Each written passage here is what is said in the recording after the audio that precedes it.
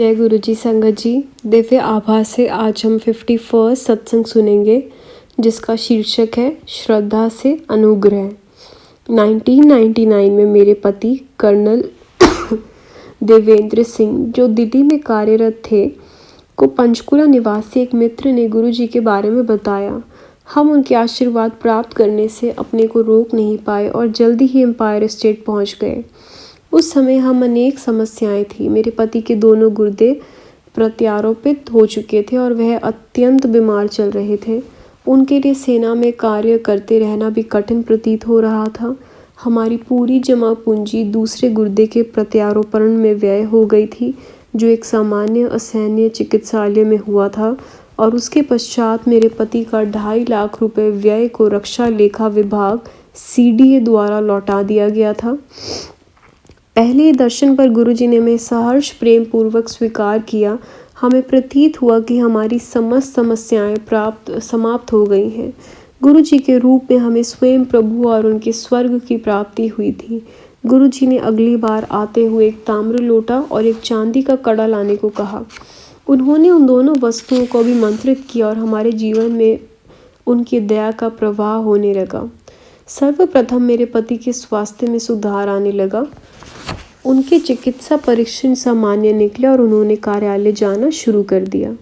फिर रक्षा लेखा विभाग ने हमारा अटका हुआ व्यय स्वीकृत कर लिया। मुझे उस विभाग से इसकी सूचना तार से मिली। अगले दिन जब हम गुरुजी के पास गए तो उन्होंने पूछा कि क्या हमें पैसा मिल गया है।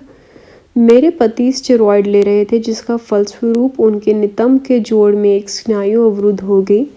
डॉक्टर ने ऑपरेशन का सुझाव दिया। जब हम गुरुजी के पास गए तो उन्होंने उसके लिए मना कर दिया और कहा कि वह स्वतः ही ठीक हो जाएगी।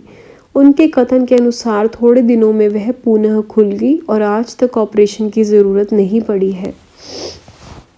मेरे अनुभव के अनुसार गुरुजी को कुछ भी कहने की ज़रूरत नहीं है। अपनी सभा में आए हुए हर भक्त की आकांक्षा को वह जानते हैं। उनके साथ अच्छा बुरा जो भी होता है उसका भी ज्ञान उन्हें है।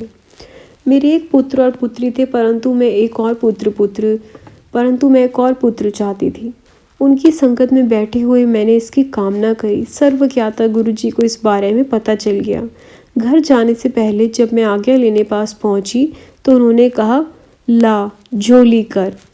वह मुझे अपना दुपट्टा अपने सामने फैलाने के लिए कह रहे थे ताकि वह अपनी कृपा मुझे दे सकें। बिना जाने हुए कि वह क्या दे रहे हैं, मैंने उनकी आज्ञा का पालन किया। 6 मास के बाद मुझे अपनी गर्भावस्था का आभास हुआ। इतने दिन तक मुझे इस बारे में कुछ पता ही नहीं चला कि गुरुजी ने उस दिन मुझे पुत्राशीष दिया था। डॉक्टर भी अचंभित थे। गुरुजी ने हमारी सहायता फिर करी जब कुछ अवांछित तत्वों ने कुछ राजनीतिज्ञों के साथ मिलकर एक भूखंड पर हमारे आधे बने हुए मकान को हथिया लिया था। उन्होंने हमें बहुत तंग किया और हम असहाय थे। जब गुरुजी को इस बारे में बताया तो वह बोले कि चिंता मत करो, वह अपने आप चले जाएंगे। उनके इस आशीर्वाद के साथ ही स्थिति में परिवर्तन होने लगा। शीघ्र ही घर की चाबियां हमें दे दी गई। गुरुजी ईश्वर हैं, वह ही हमारे सुख और आनंद के स्रोत हैं। हम उन्हें हृदय से प्रेम और धन्यवाद करते हैं। गुरुजी के पास जो भी श्रद्धा भाव से आएगा उनके अनुग्रह का पात्र बनेगा।